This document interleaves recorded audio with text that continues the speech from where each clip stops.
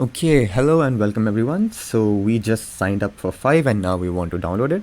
So let me just quickly go through what exactly we are downloading over here. So first thing, select your operating system with Windows and Mac. And then when you're, select Windows and then I'll click on download. And then as you can see, 5 starts downloading its installer, which is roughly around 200 MB. So it'll take roughly around 10 minutes to download. So let me just quickly fast forward this. And once it's downloaded, I'll run the exe. Okay, so once it's done downloading, let's go ahead and run it.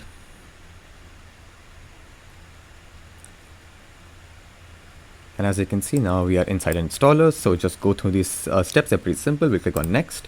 Then we have our terms and conditions. Make sure to give them a read. And once you have scrolled down to the bottom and have read the entire thing, then agree to our terms and conditions and click on accept.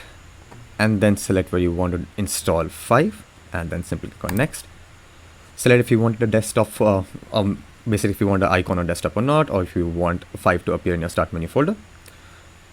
So I'll click on install, and now 5 will start downloading the rest of the files and start installing it in your system.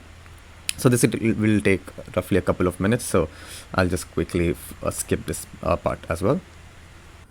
Okay, so now 5 has successfully been installed in our system. So let's go ahead and click on finish. Now let's run 5 and see what we have installed. So I'll just select 5 desktop 2.1.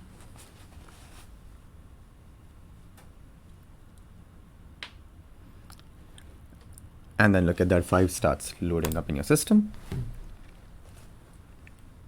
Now what you want to do here is that you want to paste your serial number that you must have received from your confirmation email that you got when you signed up for 5. If you don't have one, simply click on here and then generate one for yourself. I'll just paste in my serial key and then click on submit. And now congratulations, we have successfully installed 5 in our system.